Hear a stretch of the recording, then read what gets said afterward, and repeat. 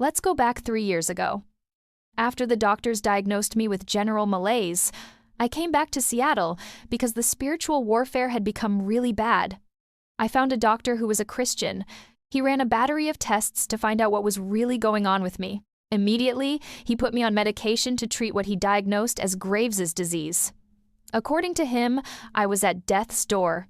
I couldn't understand that.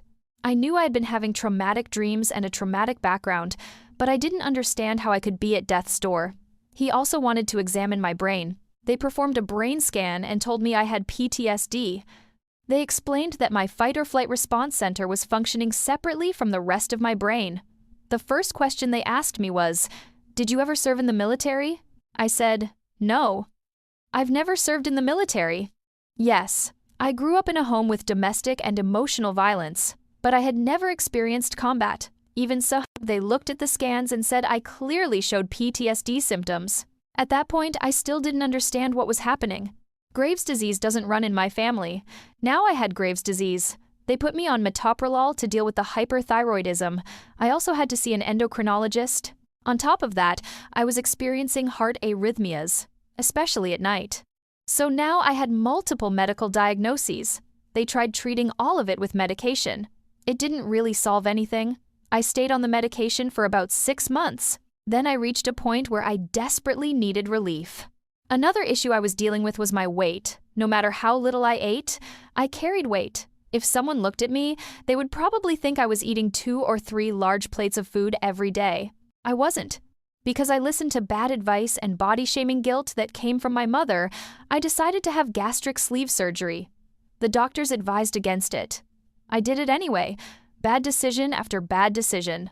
I knew I was carrying weight, but I couldn't understand why. I hoped the gastric sleeve would solve the problem. It didn't. I lost some weight, but much of it remained.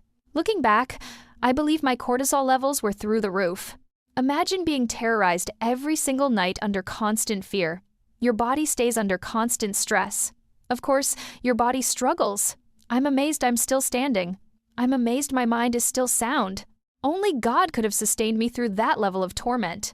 When I say torment, let me explain what I mean. At night, my calves seize.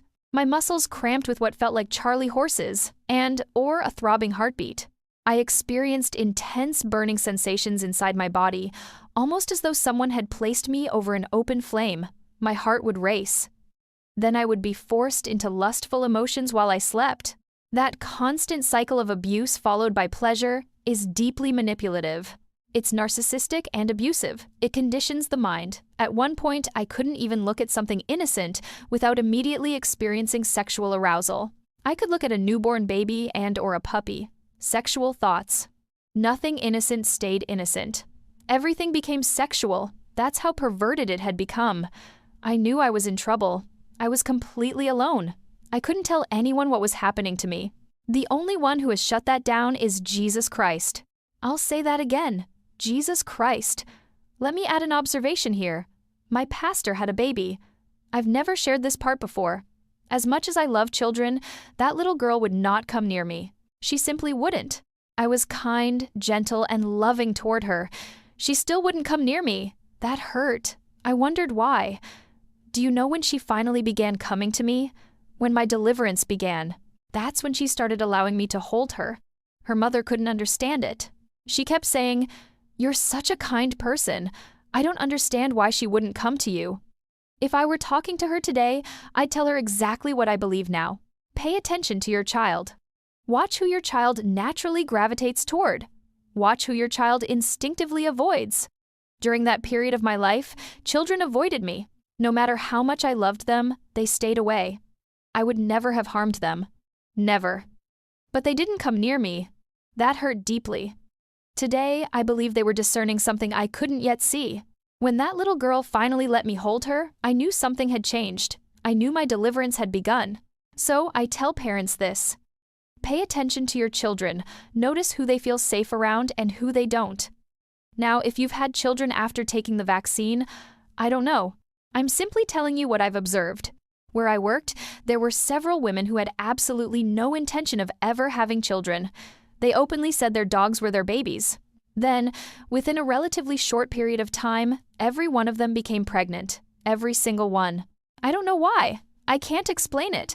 I'm simply telling you what I observed. They had also been strong advocates of the vaccine and anti-religion. That's my observation. I can't prove it. Here's my other conviction. I talked with a gifted man of God who asked why I had never remarried. I told him I couldn't bring a husband into my life until I understood what was happening to me spiritually. At the time, I didn't fully understand why I said that. Now I do. I also believe that although the Lord is fully capable of redeeming me and allowing me to have children, I refuse to become a conduit for what I believe are fallen seeds. So I remain abstinent until the Lord finishes what He is doing. I believe He will. One more thing. What happened to the hypothyroidism? It's gone. I no longer take those medications. Who did that? Jesus did it.